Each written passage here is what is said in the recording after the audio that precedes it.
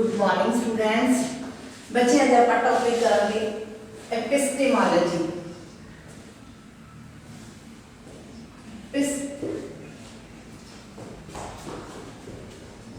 Epistemology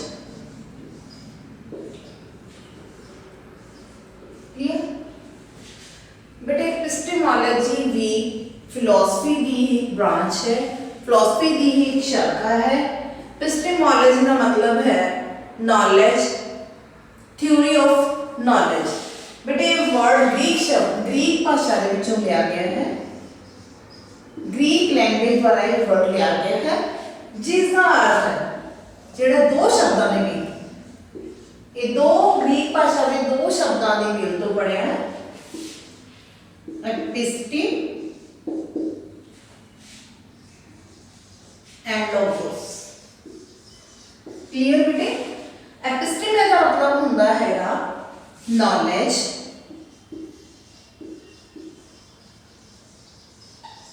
knowledge,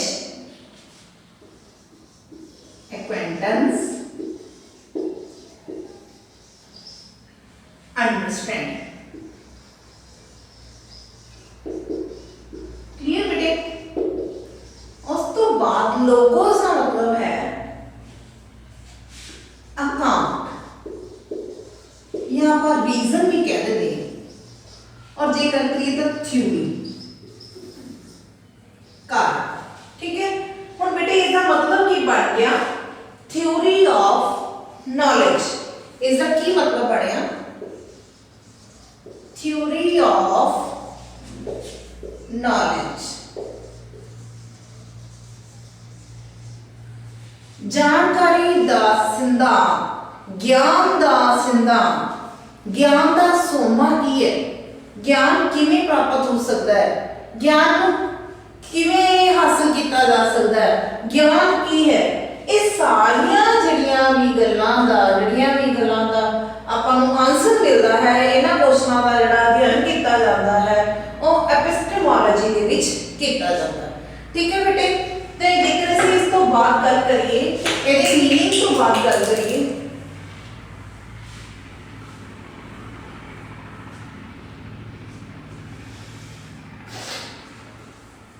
गल करिए तो इसकी ब्रांचेस आ जांदियां ने। ब्रांचेस दे विच आपां की लैने हां ओरिजिन ऑफ नॉलेज।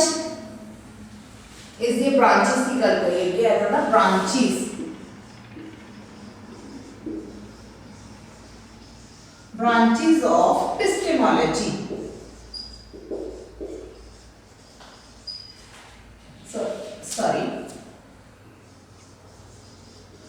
epistemology हम branches ਦੇ ਵਿੱਚ ਬੇਟੇ ਕੀ ਆਉਂਦੀਆਂ ਨੇ origin of knowledge। ठीक। types of knowledge. ठीक है बेटा जी। नेक्स्ट है अपना मेथड्स ऑफ नॉलेज। नेक्स्ट बेटी अपना मेथड तो बाद वैलिडिटी ऑफ नॉलेज।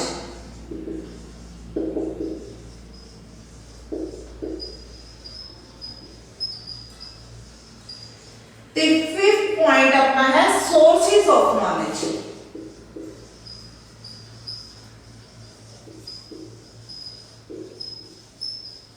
क्लियर बेटा। हुण ये सारे ही जड़े भी ਆਪਾਂ ब्रांचेस कीतियां ने, इन्हां ब्रांचेस को किसी ना किसी रूप दे विच ਆਪਾਂ डिस्कस करांगे, वन बाय वन इनकी बारी आएगी। ठीक है बेटे। जे ਆਪਾਂ इस तो बाद जी मीनिंग की गल करिए, जे ब्रांचेस तो बाद मीनिंग की गल करिए तो एपिस्टेमोलॉजी की है थ्योरी ऑफ नॉलेज है, जिस दे विच ज्ञान दी ओरिजिन, ज्ञान दी जड़ी शुरुआत कितों हुई, ज्ञान दा सुभाव की है, मीनिंग दे विच बेटे दी आपां गल करदे हां कि ज्ञान दा सुभाव पैदावार कितों हुई, ओरिजिन कितों हुई है। ठीक है जी। फिर उस तो बाद ਇਹਦੀ ਜਿਹੜਾ नेचर की है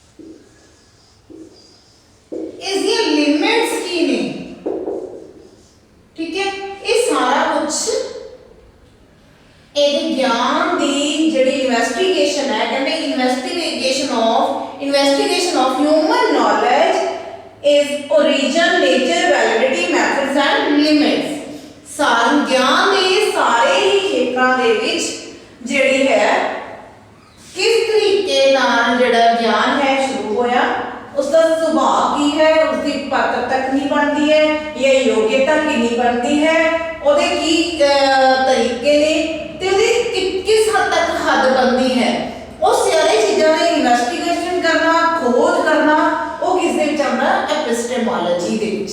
क्लीयर है बेटे। उस तो मीनिंग तो बाद अपना आ जाता है। हुण मीनिंग दे विच एक चीज़ तो ये सी, दूसरी ਆਪਾਂ चीज़ की ले लेंगे आ, दूसरी चीज़ आ जाती है अपनी ट्रुथ, फॉल्सहुड की सच्चाई है, नॉलेज या नो कह दी मैं जिन्ना भी जानते हैं, फिर नोअर जानन वाला जिहड़ा भी जानकार हैगा, ठीक है। ये सारे दी जो गलबात की जाती है या इन्हां दी किसी भी तरह नाल रिलेशन कोई भी हुंदा है, जिहड़ी इन्हां दी सर्च है, सच्चाई की पहचान है, जिन्नी भी चीज़ों का अध्ययन किया जाता है वो एपिस्टेमोलॉजी के अंडर आता है, ठीक है बेटा जी। उस तो बाद जेकर आप गल करिए सेकंड आ जाते हैं अपना मीनिंग तो बाद आ जाता है अपना टाइप्स या बेसिक प्रिंसिपल्स ऑफ नॉलेज। और बेसिक प्रिंसिपल्स ऑफ नॉलेज की है मैं तुहानू दसदी हां, बेसिक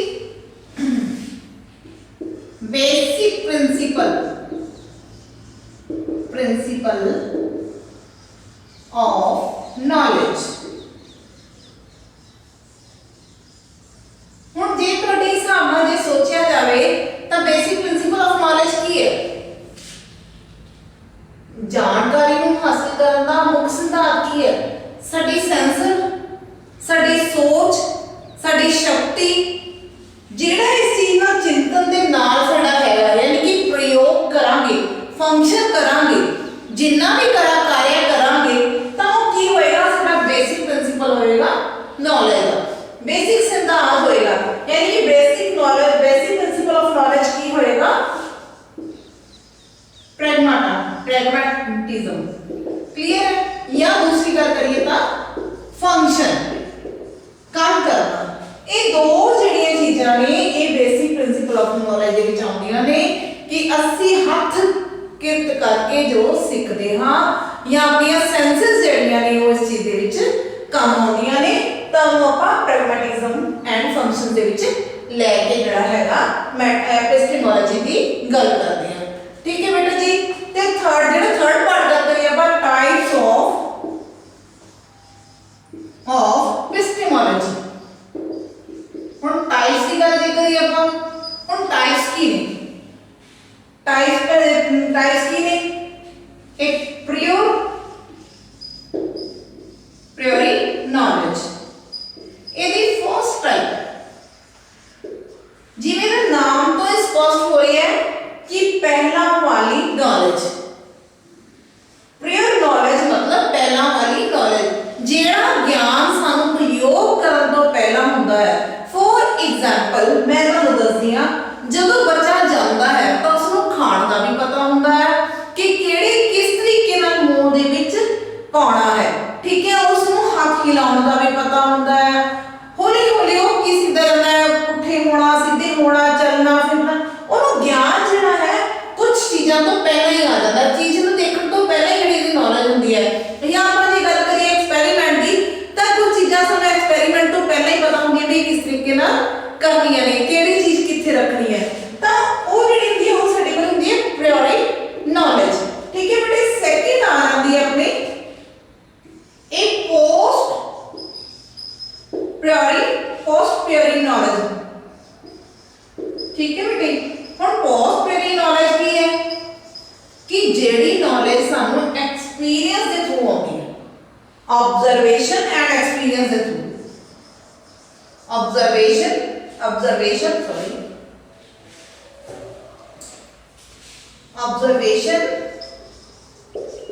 एंड एक्सपीरियंस के थ्रू आती है बेटा, ठीक है। ऑब्जर्वेशन ते एक्सपीरियंस के थ्रू जेड़ी सानू नॉलेज हुंदी है तो उसको की किया जाता है पोस्ट प्रियोरी नॉलेज। हुण पोस्ट प्रियोरी नॉलेज विच जे गल करिए ਅਸੀਂ ਜਦੋਂ ਜਿਵੇਂ ਕਿ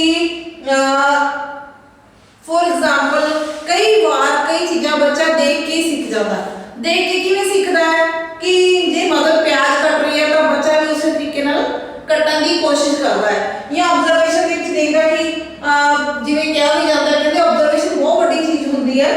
ਜਿਵੇਂ ਇੱਕ ਨਕਲਚੀ ਬਾਂਦਰ ਹੁੰਦੇ ਨੇ, ਜਿਹੜੇ ਬੱਚੇ ਹੁੰਦੇ ਨੇ ਇੱਕ ਨਕਲਚੀ ਬਾਂਦਰ ਹੁੰਦੇ ਨੇ, ਤਾਂ ਕੀ ਕਰਦੇ ਨੇ, ਜਿਵੇਂ ਹੁਣ ਆਬਜ਼ਰਵ ਕਰਦੇ ਨੇ ਕਿ ਮੇਰੇ ਮੰਮੀ ਪਾਪਾ ਕੀ ਕਰ ਰਹੇ ਨੇ, ਤਾਂ ਸੇਮ ਐਜ ਜਿਹੜੇ ਆ ਉਹ ਵੀ ਕਰਨ ਦੀ ਕੋਸ਼ਿਸ਼ ਕਰੇ ਜਾਂਦੇ ਨੇ। ਜਿਵੇਂ ਕਿਹਾ ਵੀ ਜਾਂਦਾ, ਕਹਿੰਦੇ ਇੱਕ ਵਾਰ ਇੱਕ ਟ੍ਰੇਨ ਦੇ ਵਿੱਚ ਜਾ ਰਹੇ ਸੀ, ਤਾਂ ਇੱਕ ਮਦਰ ਜੋ ਹੈ ਮੋਬਾਈਲ ਲੈ ਕੇ ਬੈਠੀ ਹੋਈ ਸੀ ਤੇ ਛੋਟਾ ਬੱਚਾ ਉਸਦਾ ਵੀ ਇੱਕ ਜਿਹੜਾ ਹੈ ਖਿਡੌਣਾ ਜਾਂ ਮੋਬਾਈਲ ਇਸ ਤਰ੍ਹਾਂ ਦਾ ਕੋਈ ਖਿਡੌਣਾ ਲੈ ਕੇ ਬੈਠਾ ਸੀ। ਦੋਨੋਂ ਜੋ ਮਾਂ ਬੱਚੇ ਸੀਗੇ ਉਸ ਦੇ ਵਿੱਚ ਮਸਰੂਫ ਸੀ, ਤੇ ਕਹਿੰਦੇ ਇੱਕ ਜਿਹੜੀ ਲੇਡੀ ਸੀ ਉਹ ਬੁੱਕ ਲੈ ਕੇ ਬੈਠੀ ਹੋਈ ਸੀ, ਤਾਂ ਉਸਦਾ ਬੱਚਾ ਵੀ ਜਿਹੜਾ ਹੈ ਆਪਣੇ ਹੱਥ ਦੇ ਵਿੱਚ ਕੋਈ ਕਿਤਾਬ ਵਗੈਰਾ ਜਾਂ ਕੁਝ ਹੋਰ ਜਿਹੜੀ ਹੈ ਆਪਣੀ ਪੜ੍ਹਨ ਵਾਲੀ ਚੀਜ਼ ਲੈ ਕੇ ਬੈਠਿਆ ਸੀ। ਯਾਨੀ ਕਿ ਆਬਜ਼ਰਵੇਸ਼ਨ ਸੀ, ਜਿਹੜੀ ਉਸ ਆਬਜ਼ਰਵੇਸ਼ਨ ਦਾ ਗਿਆਨ ਸੀਗਾ ਉਹ ਬੱਚੇ ਦੇ ਵਿੱਚ ਵੀ ਆ ਰਿਹਾ ਸੀ। ਤੇ ਐਕਸਪੀਰੀਅੰਸ ਦੀ ਗੱਲ ਕਰੀਏ ਜੇਕਰ ਆਪਾਂ, ਤਾਂ ਜਿਹੜੀ ਇਹ ਪੋਜ਼ਿਟਿਵ ਪ੍ਰਾਇੋਰੀ ਨੌਲੇਜ ਹੈ, ਜਿਹੜੀ ਇਹ ਐਕਸਪੀਰੀਅੰਸ ਦੇ ਨਾਲ ਆਉਂਦੀ ਹੈ। ਕਹਿੰਦੇ experience makes a man perfect. ਜਿਵੇਂ ਜਿਵੇਂ ਬੰਦਾ ਜਿਹੜਾ ਹੈ ਕੰਮ ਕਰਦਾ ਚਲਾ ਜਾਂਦਾ ਹੈ, ਇੱਕ ਫੀਲਡ ਦੇ ਵਿੱਚ ਜਿਹੜਾ ਵਰਕ ਕਰਦਾ ਹੈ, ਤਾਂ ਉਸ ਫੀਲਡ ਦੀ ਉਸ ਨੂੰ ਕੀ ਹੈ ਜਾਣਕਾਰੀ ਹੁੰਦੀ ਰਹਿੰਦੀ ਹੈ, ਉਸੇ ਹੀ ਫੀਲਡ ਦਾ ਅਨੁਭਵ ਹੁੰਦਾ ਰਹਿੰਦਾ ਹੈ। ਤਾਂ ਆਬਜ਼ਰਵੇਸ਼ਨ ਤੇ ਐਕਸਪੀਰੀਅੰਸ ਜਿਹੜੀ ਹੈਗੀ ਆ ਉਹ ਪੋਜ਼ਿਟਿਵ ਨੌਲੇਜ ਦੇ ਵਿੱਚ ਆਉਂਦੀ ਹੈ। ਠੀਕ ਹੈ, ਹੁਣ ਥਰਡ ਟਾਈਪ ਜਿਹੜੀ ਹੈਗੀ ਹੈ ਉਹ ਹੈ ਐਕਸਪੀਰੀਅੰਸਡ ਨੌਲੇਜ।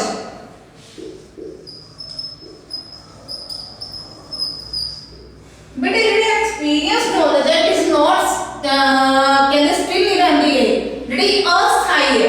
ਕਿਉਂ? ਐਕਸਪੀਰੀਅੰਸ ਨੌਲੇਜ ਦਿਨ ਬ ਦਿਨ ਵਾਧਾ ਹੁੰਦਾ ਚਲਾ ਜਾਂਦਾ। ਕਹਿੰਦੇ ਜਦੋਂ ਬੱਚਾ ਜਨਮ ਲੈਂਦਾ, ਜਨਮ ਤੋਂ ਲੈ ਕੇ ਮੌਤ ਤੱਕ ਉਹ ਸਿੱਖਦਾ ਹੀ ਚਲਾ ਜਾਂਦਾ, ਆਪਣੀ ਜ਼ਿੰਦਗੀ ਦੇ ਵਿੱਚ ਐਕਸਪੈਰੀਮੈਂਟ ਕਰਦਾ ਹੀ ਚਲਾ ਜਾਂਦਾ।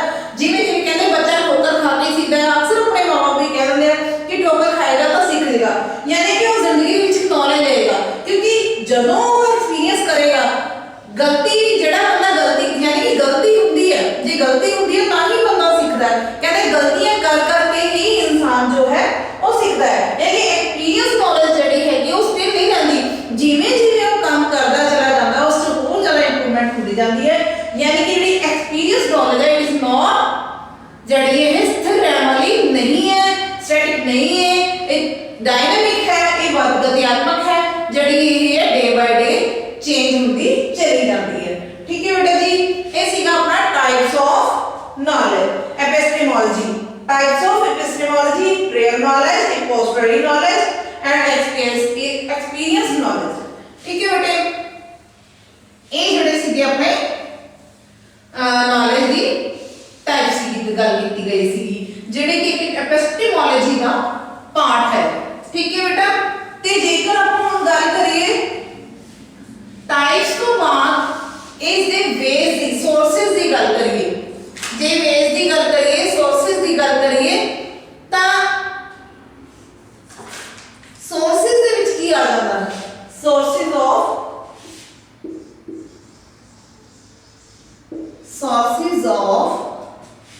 knowledge,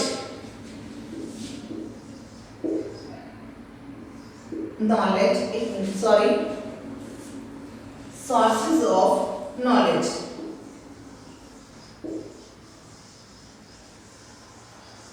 sources of knowledge या ਆਪਾਂ ਇਸ ਨੂੰ ਕਹਿੰਦੇ हैं ways of knowledge, ways of knowledge। ये इसमें एक और पढ़ना मतलब एक और लाइन के नाल या डेफिनेशन के नाल संबोधित किया जाता है gaining of knowledge, method of gaining of knowledge. ਹੁਣ सोर्सेस ऑफ नॉलेज ਦੇ ਵਿੱਚ ਕੀ ਆ ਜਾਂਦਾ ਆਪਣਾ? सोर्सेस ऑफ नॉलेज ਦੇ ਵਿੱਚ ਆ ਜਾਂਦਾ ਹੈ रैशनल अप्रोच। सब तो पहला आ जाता अपना रैशनल अप्रोच। फर्स्ट वन आ जाता अपना रैशनल अप्रोच। रैशनल अप्रोच की जे गल करिए तो रैशनल की हुंदा? तर्कशीलता। तर्क किस तरीके नाल आता है? जदों कहते असी विचार वटांदरा करते हाँ तो विचार वटांदरा करते हुए आर्गूमेंट्स करते हाँ, जेड़ा आर्गूमेंट बिल्कुल राइट हुंदा है, बिल्कुल सही हुंदा है, बिल्कुल सच्चाई के नेड़े हुंदा है, तो उसनूं असी रैशनल अप्रोच किया जाता है। इस अप्रोच के राही असी अध्ययन करते हाँ, असी अध्ययन करते हाँ उस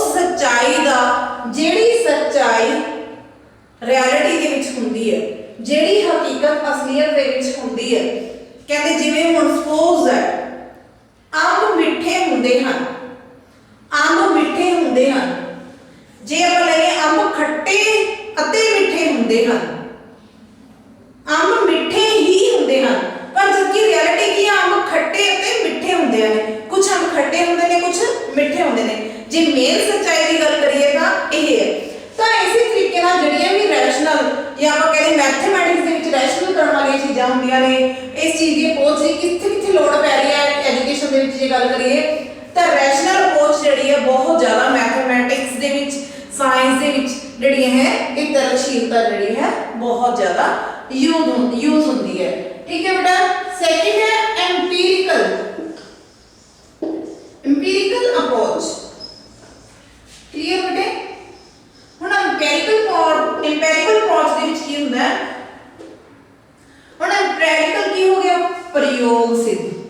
ਵੀ ਜਿਹੜਾ ਅਸੀਂ ਪ੍ਰਯੋਗ ਕੀਤਾ ਹੈ ਮਤਲਬ ਐਕਸਪੈਰੀਮੈਂਟ ਕੀਤਾ ਹੈ ਉਸ ਦੇ ਨਾਲ ਜਿਹੜੀ ਸਾਨੂੰ ਆਨਸਰ ਮਿਲਿਆ ਹੈ ਉਹ ਇਸ ਐਮਪੀਰੀਕਲ ਅਪਰੋਚ ਦੇ ਵਿੱਚ ਆਉਂਦਾ ਹੈ। ਇਹ ਅਪਰੋਚ ਸੈਂਸ ਦੇ ਨਾਲ ਸਾਡੀਆਂ ਸੈਂਸਿਸ ਜਿਹੜੀਆਂ ਨੇ ਉਹ ਕੰਮ ਕਰਦੀਆਂ ਨੇ। ਸਾਡੀਆਂ ਸੈਂਸਿਸ ਦੇ ਰਾਹੀਂ ਜੋ ਸਾਨੂੰ ਐਕਸਪੈਰੀਮੈਂਟ ਹੁੰਦਾ ਹੈ ਇਹ ਅਪਰੋਚ ਸਾਨੂੰ ਉਹ ਅਧਿਐਨ ਕਰਨ ਦੇ ਵਿੱਚ ਹੈਲਪ ਕਰਦੀ ਹੈ। ਇਸ ਅਪਰੋਚ ਦੇ ਰਾਹੀਂ ਅਸੀਂ ਆਪਣੀਆਂ ਗਿਆਨ ਇੰਦਰੀਆਂ ਜਿਹੜੀਆਂ ਨੇ ਸਾਡੀਆਂ 5 ਸੈਂਸਿਸ ਕੰਮ ਕਰਦੀਆਂ ਨੇ। ਅੱਖ, ਨੱਕ, ਕੰਨ, ਮੂੰਹ ਤੇ ਜਿਹੜੀ ਸਾਡੀ ਹੈ ਸਕਿਨ। ਠੀਕ ਹੈ। ਹੁਣ ਸਕਿਨ ਦੇ ਰਾਹੀਂ ਸਾਨੂੰ ਟੱਚ ਦਾ ਪਤਾ ਲੱਗਦਾ ਹੈ, ਅੱਖ ਦੇ ਰਾਹੀਂ ਅਸੀਂ ਦੇਖਦੇ ਹਾਂ ਤੇ ਨੋਜ਼ ਰਾਹੀਂ ਸਾਨੂੰ ਜੋ ਸਮੈਲ ਆ ਆਲੇ ਦੀ ਸੁਗੰਧ ਦਾ ਪਤਾ ਲੱਗਦਾ ਹੈ, ਕੰਨਾਂ ਰਾਹੀਂ ਅਸੀਂ ਸੁਣਦੇ ਹਾਂ, ਜੀਭ ਰਾਹੀਂ ਸਾਨੂੰ ਸਵਾਦ ਦਾ ਪਤਾ ਲੱਗਦਾ ਹੈ। ਠੀਕ ਹੈ ਬੇਟਾ। ਜਦੋਂ ਇਸ ਚੀਜ਼ ਦੀ ਗੱਲ ਕਰਦੀ ਹਾਂ ਤਾਂ ਐਪਿਸਟੀਮੋਲੋਜੀ ਜਿਹੜਾ ਗਿਆਨ ਹੈ, ਜਿਹੜਾ ਨੌਲੇਜ ਹੈ, ਸਾਨੂੰ ਜਿਹੜੀ ਨੌਲੇਜ ਸਾਨੂੰ ਸੈਂਸਿਸ ਦੇ ਥਰੂ ਹੁੰਦੀ ਹੈ ਉਹ ਐਮਪੀਰੀਕਲ ਅਪਰੋਚ ਦੇ ਵਿੱਚ ਆਉਂਦੀ ਹੈ। ਠੀਕ ਹੈ ਜੀ। ਪ੍ਰਯੋਗਾਤਮਕ ਅਪਰੋਚ ਇਸ ਦੇ ਵਿੱਚ ਆਉਂਦੀ ਹੈ। ਠੀਕ ਹੈ ਬੇਟਾ। ਨੈਕਸਟ ਜਿਹੜੀ ਆਪਣੀ ਅਪਰੋਚ ਆ ਜਾਂਦੀ ਹੈਗੀ ਹੈ ਉਹ ਅਪਰੋਚ ਹੈਗਾ ਇੰਸਪੀਰੇਸ਼ਨਲ ਅਪਰੋਚ। ਥਰਡ ਵਨ ਹੈ ਆਪਣੀ ਇੰਸਪੀਰੇਸ਼ਨਲ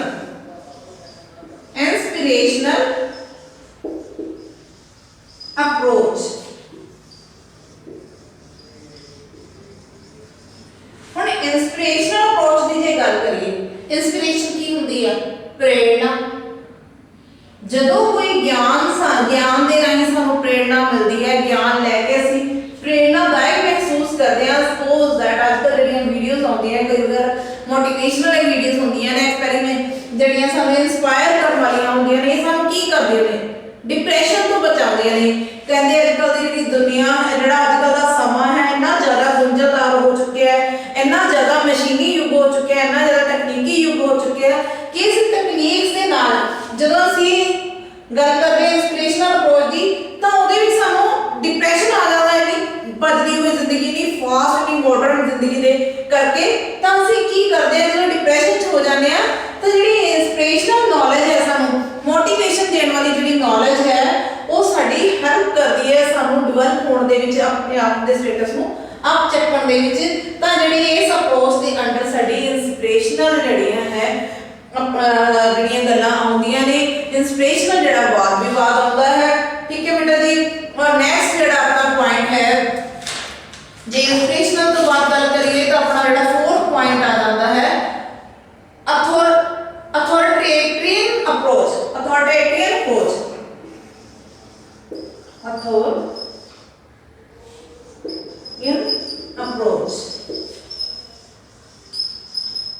बेटे ਹੁਣ अथॉरिटेरियन अप्रोच ਦਾ मतलब ਕੀ ਹੈ? अथॉरिटी ਦੇ ਰਾਹੀਂ ਜਿਹੜੀ ਅਪਰੋਚ ਕੀਤੀ ਜਾਂਦੀ ਹੈ। अथॉरिटी ਕਿਹੜੀ अथॉरिटी ਹੋ ਸਕਦੀ ਹੈ? गवर्नमेंट ਹੋ ਸਕਦੀ ਹੈ, ਰਿਲੀਜੀਅਸ ਹੋ ਸਕਦੀ ਹੈ। ਕਲੀਅਰ ਬੇਟੇ। ਜਿਹੜੀ ਗਵਰਨਮੈਂਟ ਦੇ ਦੁਆਰਾ ਸਾਨੂੰ ਕੋਈ ਇਨਸਟਰਕਸ਼ਨਸ ਦਿੱਤੀਆਂ ਜਾਂਦੀਆਂ ਨੇ, ਠੀਕ ਹੈ, ਅਸੀਂ ਉਸ ਨੂੰ ਫੋਲੋ ਕਰਦੇ ਹਾਂ। ਇਸ ਅਪਰੋਚ ਦੇ ਅੰਡਰ ਜਿਹੜਾ ਗਵਰਨਮੈਂਟ ਵੱਲੋਂ ਨੌਲੇਜ ਦਿੱਤੀ ਜਾਂਦੀ ਹੈ, ਗਵਰਨਮੈਂਟ ਤੋਂ ਹੀ ਨੌਲੇਜ ਹੁੰਦੀ ਹੈ। ਜਿਵੇਂ ਹੁਣ ਕੋਈ ਸਕੀਮਸ ਦੀ ਜਿਹੜੀ ਨੌਲੇਜ ਹੈ ਜਾਂ ਕਿਸੇ ਕਹਿ ਦਿੰਦੇ ਆਪਾਂ ਹੱਦਬੰਦੀ ਦੀ ਨੌਲੇਜ ਹੈ ਜਾਂ ਕਿਸੇ ਕਨਸਟੀਟਿਊਸ਼ਨ ਦੀ ਨੌਲੇਜ ਹੈ ਜਾਂ ਕਿਸੇ ਲਾਅ ਦੀ ਨੌਲੇਜ ਹੈ, ਉਹ ਕਿੱਥੋਂ ਮਿਲਦੀ ਹੈ? ਸਾਨੂੰ ਗਵਰਨਮੈਂਟ ਤੋਂ ਮਿਲਦੀ ਹੈ। ਤੇ ਜੇਕਰ ਅਸੀਂ ਰਿਲੀਜੀਅਸ ਦੀ ਗੱਲ ਕਰੀਏ ਤਾਂ ਰਿਲੀਜੀਅਸ ਜਿਹੜਾ ਹੈ, ਧਾਰਮਿਕ ਗੱਲ ਕਰੀਏ, ਧਾਰਮਿਕ ਗਿਆਨ ਸਾਨੂੰ ਕਿਵੇਂ ਹੈਲਪ ਕਰਦਾ ਹੈ? ਧਾਰਮਿਕ ਗਿਆਨ ਦੀ ਗੱਲ ਕਰੀਏ, ਜਿਵੇਂ ਸਪੋਜ਼ ਦੈਟ ਜਿਵੇਂ ਰਾਮਾਇਣ ਦੀ ਗੱਲ ਕਰੀਏ ਤਾਂ ਰਾਮ ਜੀ ਨੇ ਆਪਣੇ ਪਿਤਾ ਜੀ ਦੇ ਵਚਨਾਂ ਦੀ ਪਾਲਣਾ ਕਰਦੇ ਹੋਏ ਇੱਕ ਬਨਵਾਸ ਧਾਰਨ ਕਰ ਲਿਆ ਸੀ। ਕਹਿਣ ਨੂੰ ਤਾਂ ਇਸ ਗੱਲ ਦੇ ਵਿੱਚ ਕੁਝ ਵੀ ਨਹੀਂ ਹੈ, ਪਰ ਸਾਨੂੰ ਇਸ ਰਿਲੀਜੀਅਸ ਅਪਰੋਚ ਤੋਂ ਕੀ ਮਿਲਿਆ? ਮੋਰੈਲਿਟੀ ਮਿਲੀ ਸਾਨੂੰ। ਮੋਰੈਲਿਟੀ ਦੇ ਵਿੱਚ ਕੀ ਆਇਆ? ਸਾਡੀ वचन मनना, कहना मनना कि ਅਸੀਂ ਆਪਣੇ ਵੱਡਿਆਂ ਦੀ ਜੋ ਹੈ ਉਹਨਾਂ ਦਾ ਗੱਲ ਦਾ ਆਗਿਆ ਦਾ ਪਾਲਣ ਕਰਨਾ, ਉਹਨਾਂ ਦੀਆਂ ਗੱਲਾਂ ਨੂੰ ਅਸੀਂ ਮੰਨਣਾ ਹੈ। ਠੀਕ ਹੈ।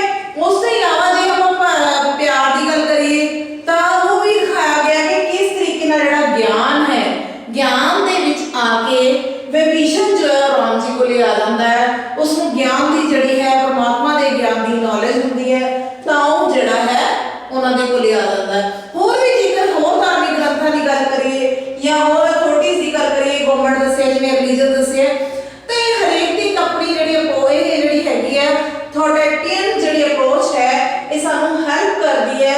ਐਪਿਸਟੀਮੋਲੋਜੀ ਦੇ ਵਿੱਚ ਇਹ ਆਉਂਦੀ ਹੈ। ਇਹ ਗਿਆਨ ਦੇ ਵਿੱਚ ਕਿਸ ਤਰੀਕੇ ਨਾਲ ਅਸੀਂ ਗਿਆਨ ਨੂੰ ਅੱਗੇ ਲੈ ਕੇ ਚੱਲਣਾ ਹੈ, ਇਹ ਸਾਨੂੰ ਸਮਝਾਉਂਦੀ ਹੈ। ਠੀਕ ਹੈ ਬੇਟਾ ਜੀ, ਇਹ ਸੀਗੇ ਆਪਣੇ ਸੋਰਸਿਸ ਆਫ ਨੌਲੇਜ। ਕਲੀਅਰ ਬੇਟੇ? ਹੁਣ ਆਪਾਂ ਇਸ ਟੌਪਿਕ ਦੇ ਵਿੱਚ ਕੀਤਾ ਹੈ, ਸਭ ਤੋਂ ਪਹਿਲਾਂ ਆਪਾਂ ਪਾਠ ਕੀਤਾ ਹੈ ਫਿਲਾਸਫੀ ਦਾ ਐਪਿਸਟੀਮੋਲੋਜੀ। ਤਾਂ ਐਪਿਸਟੀਮੋਲੋਜੀ ਦਾ ਮਤਲਬ ਕੀ ਹੈ? ਥਿਊਰੀ ਆਫ ਨੌਲੇਜ, ਗਿਆਨ ਦੀ, ਗਿਆਨ ਦਾ ਸਿਧਾਂਤ ਜਿਹੜਾ ਕਿ ਡੀਲ ਕਰਦਾ ਹੈ। ਬੇਟਾ ਇੱਥੇ ਹੀ ਇਸ ਟੌਪਿਕ ਦਾ ਆਪਾਂ ਇੱਕ ਵਾਰ ਐਂਡ ਕਰਾਂਗੇ।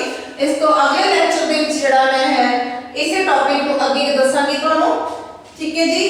ਕੰਕਲੂਜਨ ਦੇ ਤੌਰ ਤੇ ਆਪਾਂ ਇੱਥੇ ਨੂੰ ਇਹ ਕਹਿ ਸਕਦੇ ਹਾਂ ਕਿ ਐਪਿਸਟੀਮੋਲੋਜੀ ਦੋ ਸ਼ਬਦਾਂ ਦੇ ਮੇਲ ਤੋਂ ਬਣਿਆ ਹੈ, ਜਿਸ ਦਾ ਮਤਲਬ ਹੈ ਥਿਊਰੀ ਆਫ ਨੌਲੇਜ। ਠੀਕ ਹੈ ਜੀ। ਉਸ ਤੋਂ ਬਾਅਦ ਇਹ ਕਿਸ ਤਰੀਕੇ ਨਾਲ ਸਾਡੇ ਬੇਸਿਕ ਪ੍ਰਿੰਸੀਪਲ ਕੀ ਹੈ ਦਾ ਪ੍ਰੈਗਮੈਟਿਜ਼ਮ ਤੇ ਫੰਕਸ਼ਨ, ਤੇ ਜੇ ਅਸੀਂ ਟਾਈਪਸ ਦੀ ਗੱਲ ਕਰੀਏ, ਟਾਈਪਸ ਦੇ ਵਿੱਚ ਪਹਿਲਾਂ ਵਾਲੀ ਨੌਲੇਜ, ਫਿਰ ਉਸ ਤੋਂ ਬਾਅਦ ਵਾਲੀ ਨੌਲੇਜ, ਤੇ ਜਿਹੜਾ ਐਕਸਪੀਰੀਅੰਸ ਜਿਹੜਾ ਸਾਨੂੰ ਹੋ ਜਾਂਦਾ ਹੈ ਉਹ ਸਥਿਰ ਨਹੀਂ ਰਹਿੰਦਾ, ਉਸ ਦੀ ਗੱਲ ਕੀਤੀ ਜਾਂਦੀ ਹੈ। ਤੇ ਫਿਰ ਜੇਕਰ ਉਸ ਤੋਂ ਬਾਅਦ ਆਪਾਂ ਵੇਜ਼, ਕਿਹੜੇ ਤਰੀਕੇ ਨਾਲ ਜਿਹੜਾ ਸਾਨੂੰ ਹੈਗਾ, ਸਾਨੂੰ ਪਤਾ ਲੱਗਦਾ ਹੈ ਕਿਹੜੇ ਤਰੀਕੇ ਨਾਲ ਸਾਨੂੰ ਜਿਹੜੀ ਹੈ ਗਿਆਨ ਦੀ ਪ੍ਰਾਪਤੀ ਹੋ ਸਕਦੀ ਹੈ, ਉਹ ਉਸ ਬਾਰੇ ਡਿਸਕਸ ਕੀਤਾ ਹੈ। ਕਿ ਸਭ ਤੋਂ ਪਹਿਲਾਂ ਜਿਹੜਾ ਇੰਸਟੀਟਿਊਸ਼ਨਲ ਅਪਰੋਚ ਦੀ ਗੱਲ ਕਰੀਏ ਤਾਂ ਜਿਹੜਾ ਕੁਝ ਗਿਆਨ ਸਾਨੂੰ ਇੰਸਟੀਟਿਊਟਸ ਤੋਂ ਮਿਲਦਾ ਹੈ, ਜਾਂ ਮੋਟੀਵੇਸ਼ਨਲ ਜਾਂ ਆਪਾਂ ਇੰਸਪੀਰੇਸ਼ਨਲ ਮੋਟੀਵੇਸ਼ਨ ਦੀ ਗੱਲ ਕਰੀਏ, ਅਪਰੋਚ ਦੀ ਗੱਲ ਕਰੀਏ, ਤਾਂ ਜਿਹੜੀ ਇੰਸਪੀਰੇਸ਼ਨ ਸਾਨੂੰ ਗਿਆਨ ਦਿੰਦੀ ਹੈ ਉਹ ਉਸ ਅਪਰੋਚ ਦੇ ਵਿੱਚ ਆਉਂਦਾ ਹੈ। ਠੀਕ ਹੈ ਬੇਟਾ ਜੀ। ਤਾਂ ਇਸ ਤਰੀਕੇ ਨਾਲ ਜਿਹੜੇ ਵੱਖਰੇ ਅਪਰੋਚਸ ਨੇ ਉਹ ਸਾਨੂੰ ਅਲੱਗ-ਅਲੱਗ ਤਰ੍ਹਾਂ ਦੇ ਜਿਹੜੇ ਗਿਆਨ ਨਾਲ ਸੰਬੰਧਿਤ ਕ੍ਰਿਆਵਾਂ ਬਾਰੇ ਦੱਸਦੀ ਹੈ। ਠੀਕ ਹੈ ਬੇਟੇ, ਇੱਥੇ ਹੀ ਇਸ ਲੈਕਚਰ ਦੀ ਅਸੀਂ ਸਮਾਪਤੀ ਕਰਦੇ ਹਾਂ ਤੇ ਨੈਕਸਟ ਲੈਕਚਰ ਦੇ ਵਿੱਚ ਹੀ ਐਪਿਸਟੀਮੋਲੋਜੀਸ ਦੇ ਜਿਹੜੇ ਮੈਥਡਸ ਨੇ ਜਾਂ ਸਕੂਲਸ ਨੇ ਉਹਨਾਂ ਦੀ ਗੱਲ ਕਰਾਂਗੇ। Thank you and have a nice day.